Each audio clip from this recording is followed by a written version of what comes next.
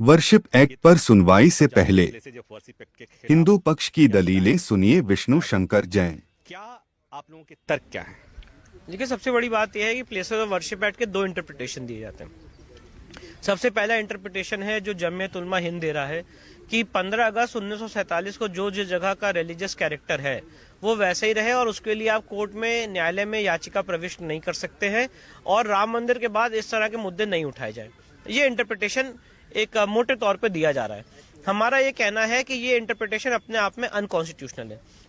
उसका कारण ये है कि लोगों के कोर्ट जाने का अधिकार basic structure of the constitution है। अगर आप एल चंद्र कुमार का जजमेंट पढ़ेंगे सुप्रीम कोर्ट का 5 जजेस बेंच का, उन्होंने भी यही बात होल्ड की है कि judicial review is the basic structure of the constitution. और बाबा साहब अम्बेडकर से भी जब बात की गई थी तो उनसे पूछा गया था कि आप इस देश में संविधान की आत्मा को क्या मानते हैं, तो उन्होंने कहा था लोगों के कोर्ट जाने का अधिकार इस संविधान की आत्मा है।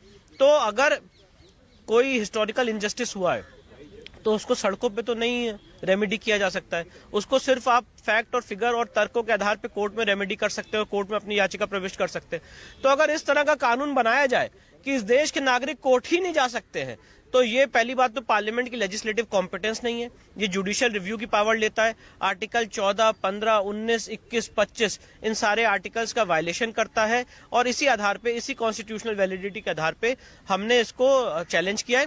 थोड़ी देर बाद सुप्रीम कोर्ट में सुनवाई होगी और ये सुनवाई, इसी सुनवाई से, सुप्रीम कोर्ट की सुनवाई से तय होगा कि देश में मंदिर मस्जिद जैसे मसलों पर विराम लगेगी या मामला यूं ही चलता रहेगा। कैमरामैन साहिल अंसारी के साथ प्रभाकर मिश्रा, न्यूज़ 24।